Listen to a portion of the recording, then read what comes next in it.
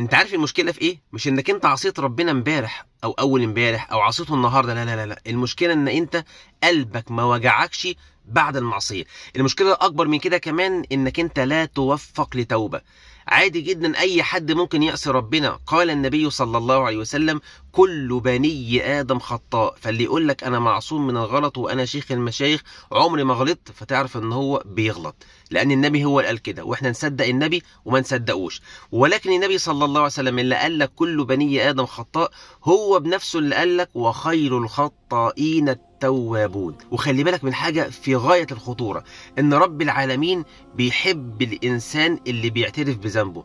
قال الله عز وجل: وآخرون اعترفوا بذنوبهم خلطوا عملا صالحا وآخر سيئا عسى الله أن يتوب عليهم. يعني بتعمل أعمال صالحة وأعمال سيئة، بس ما بتعمل السيئة من هنا بتعترف تقول له سامحني يا رب، أنا غلطت جامد يا رب، أنا بقيت قليل الأدب، أنا تعديت حدودي، أنا ما كانش ينفع أعمل كده يا رب، أنا مش عارف إزاي عملت كده، بتديني آكل وأشرب وأروح وآجي وأنا ما استحقش النعم دي كلها يا رب. فتبدأ تتوجع وقلبك يتقطع ويتمزق، فيرى الله عز وجل هذا التمزق من قلبك وهذا الوجع في قلبك، فيتوب عليك توبة نصوحة، لأنك أنت فعلا عارف ان انت غلطان. غير لما تتمادى في الغلط وتكمل في الغلط وقلبك ما يوجعكش ومش عاوز تتوب وتقول وايه يعني لما اعمل كده، ده في غيري بيعمل اكتر من كده. هنا لازم تخاف جدا على نفسك، ولازم ساعتها تقف مع نفسك وقفة جامدة، لأن قلبك مات.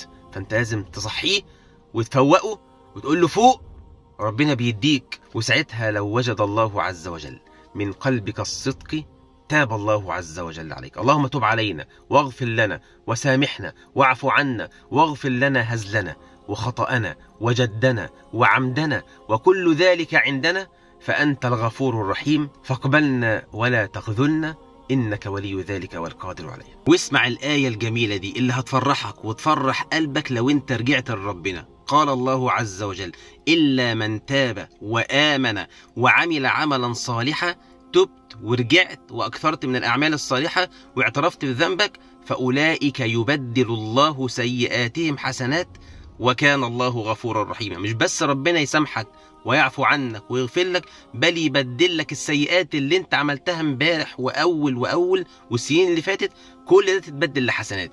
أليس هذا رب يعبد؟ مهم جدا في أول تعليق لينك بسيط جدا هتلاقي فيه قرآن وفيه أذكار صباح وأذكار مساء. ادخل واقرأ القرآن منه وقول أذكار الصباح لو أنت مش حافظها وأذكار المساء لو أنت مش حافظها، وتأكد أن الذي وفقك لطاعته وأنك أنت تسمع الكلمتين دول هو رب العالمين. فقول الحمد لله وصلى على سيدنا النبي عليه الصلاة والسلام.